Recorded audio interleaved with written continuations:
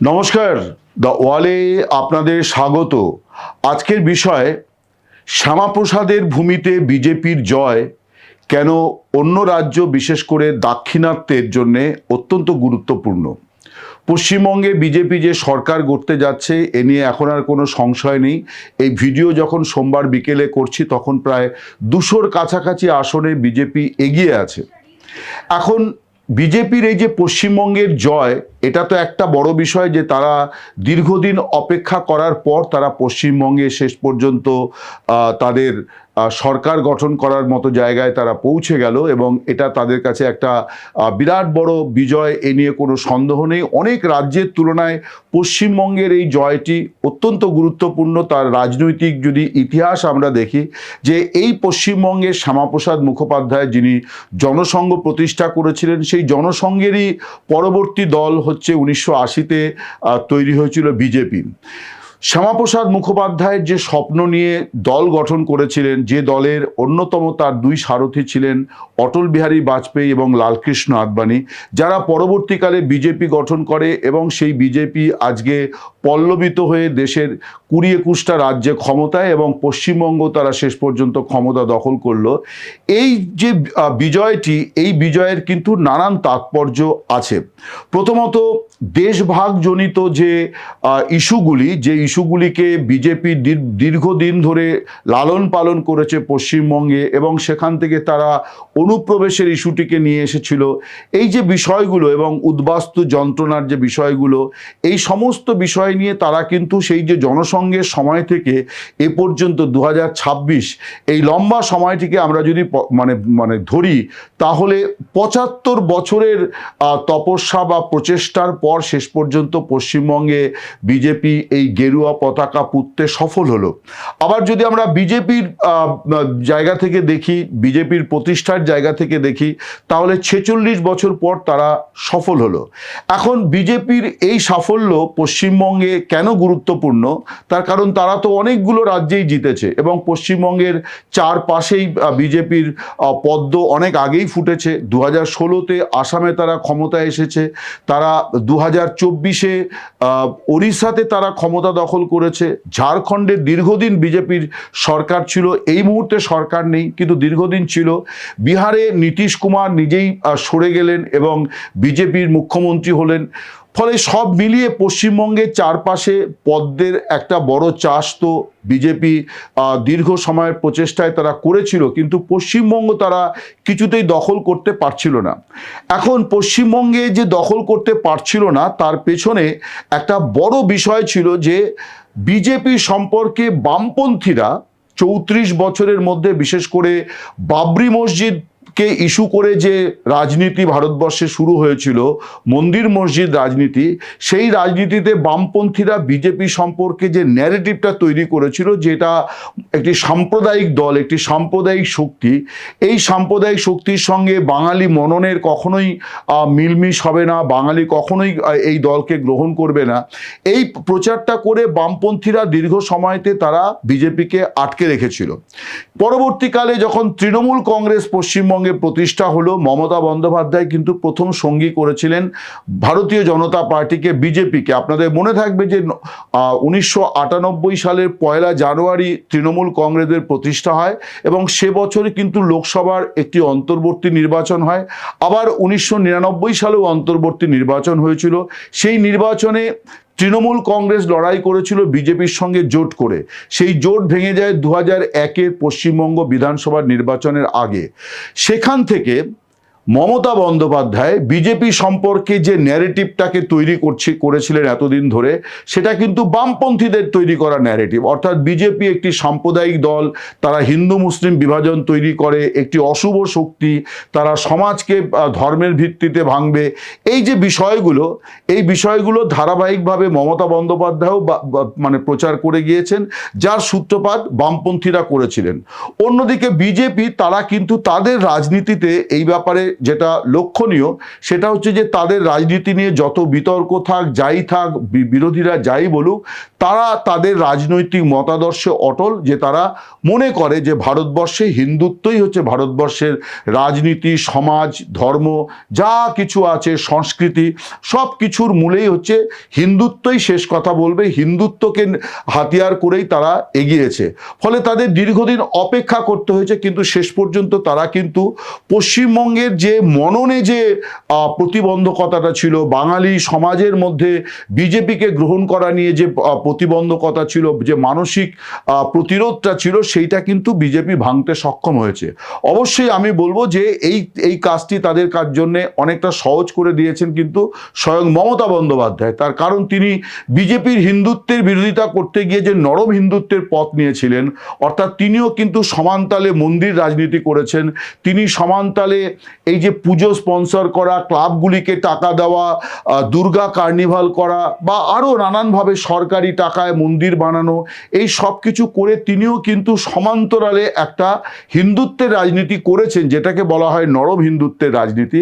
ফলে হিন্দুত্বকে নিয়ে পশ্চিমবঙ্গের বাঙালি সমাজের অধিকাংশের মধ্যে যে একটা দ্বিধাদ্বন্দ্ব ছিল, সেই দ্বিধাদ্বন্দ্বটা কিন্তু কাটিয়ে দিয়েছিলেন মমতা বন্দ্যোপাধ্যায়। ফলে শেষ পর্যন্ত বিজেপির সঙ্গে তৃণমূলের লড়াইয়ের যে জায়গাটা ছিল, সেটা হচ্ছে মমতা বন্দ্যোপাধ্যায়ের সমকক্ষ বিজেপিতে কে আছে, এবং বিজেপির রাজনীতি, তৃণমূলের অনাচার, অবিচার, দুর্নীতি, এই যে বিষয়গুলো, এই বিষয়গুলোই সেখানে গুরুত্ব পেয়েছে। ফলে বিজেপিতে মানে মমতা বন্দ্যোপাধ্যায়ের সমকক্ষ কেউ আছে কি নেই, এই বিষয়টি সেটাও কিন্তু মানে পরবর্তীকালে আর তেমনভাবে জোরালো বিষয় হলো না। তার কারণ বিজেপি কোনো রাজ্যেই তারা কাউকে সামনে রেখে নির্বাচনে লড়ে না। তারা লোকসভা এবং বিধানসভা দু জায়গাতেই তাদের মুখ হচ্ছে নরেন্দ্র মোদী। শুধু তারা মনে করে যে নরেন্দ্র মোদীর বিকল্প কেউ নেই, নরেন্দ্র মোদীর সমান্তরালে কেউ নেই, কিন্তু বাকি নেতাদের মধ্যে সবাই সমান, কারোরই কোনো বিশেষ গুরুত্ব তারা কখনোই সামনে আনে না।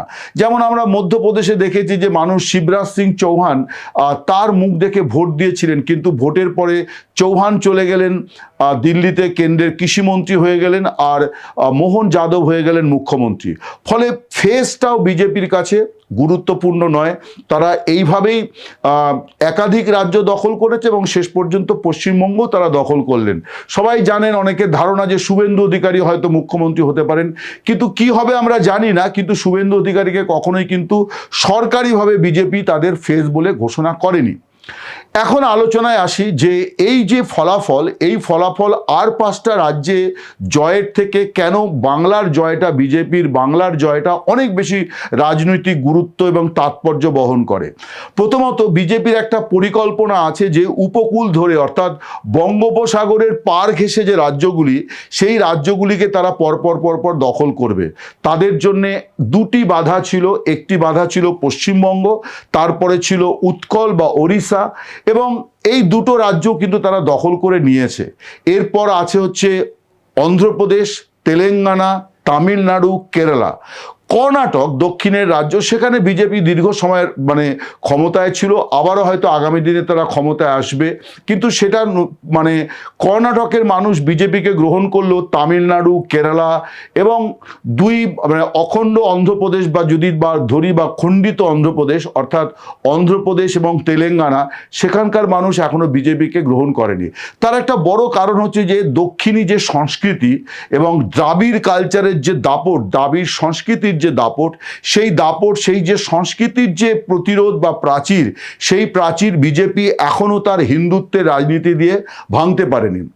কিন্তু আগামী দিনে এই কাজটা তাদের খানিকটা সহজ হবে এই জন্যে যে তারা এটা বলতে পারবে যে পশ্চিমবঙ্গকে যে পশ্চিমবঙ্গকে প্রগতিশীল রাজ্য বলা হয়, যে পশ্চিমবঙ্গে একটা সময় বামপন্থীদের গড় ছিল, যে পশ্চিমবঙ্গ ধর্মনিরপেক্ষতার একটা বড় পীঠস্থান ছিল বলা হয়, সেই পশ্চিমবঙ্গের মানুষ তো আমাদের গ্রহণ করেছে।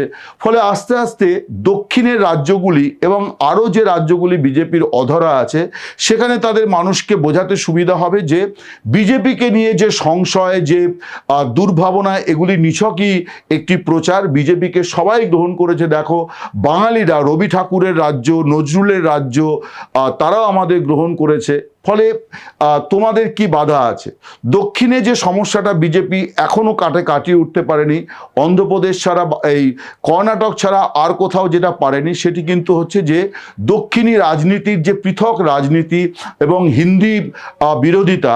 এই যে হিন্দি সংস্কৃতি, উত্তর ভারতীয় সংস্কৃতির বিরোধী যে তাদের অবস্থান, সেই প্রাচীরটা একটা সাংস্কৃতিক প্রাচীর এবং সেই সংস্কৃতিকে কেন্দ্র করেই কিন্তু সেখানে রাজনীতিটাও জোরালোভাবে আছে। সেই রাজনীতির প্রাচীর, সংস্কৃতির প্রাচীর বিজেপি এতদিন পর্যন্ত ভাঙতে পারেনি। এবারের নির্বাচনেও দেখা গেল যে দক্ষিণে দুটি রাজ্যে ভোট হয়েছে যেখানে বিজেপি বিরাটভাবে চেষ্টা করেছিল এবং নরেন্দ্র মোদী আসার পর থেকে প্রবলভাবে চেষ্টা করছেন কেরালাতে কি করে দলকে পল্লবিত করা যায়, কিভাবে তামিলনাড়ুতে পল্লবিত করা যায়, কিন্তু তিনি সফল হননি এখনো পর্যন্ত। কিন্তু বাংলা যখন দখল হয়ে গেল, এর আগে উৎকল দখল হয়েছে, ওড়িশা দখল হয়েছে, কিন্তু তার থেকেও আমি বলবো যে পশ্চিমবঙ্গ, যেটাকে একটা সময় গোটা ভারতের মানুষ মনে করতেন যে সব গোটা দেশ বা বিজেপিকে গ্রহণ করলেও বাংলা গ্রহণ করবে না, এবং এই রকম একটা ন্যারেটিভ বাঙালির সমাজের মধ্যে প্রচার করা হয়েছিল। প্রথমে বামপন্থীদের তরফ থেকে, সিপিএম সেই ব্যাপারে নেতৃত্ব ছিল, পরবর্তীকালে সেই ধারাবাহিকতাই কিন্তু তৃণমূল কংগ্রেসের নেত্রী মমতা বন্দ্যোপাধ্যায় ক্যারি আউট করেছেন। তিনিও একই কথা বলেছেন, কিন্তু শেষ পর্যন্ত দেখা গেল যে বিজেপিকে কিন্তু পশ্চিমবঙ্গের মানুষ গ্রহণ করলো। তারা তৃণমূলকে হটানোর জন্য বিজেপিকে গ্রহণ করলো, এবং তৃণমূলকে যারা হটাতে চাইছিলেন তাদের কাছে তো আর কোনো বিকল্পও ছিল না।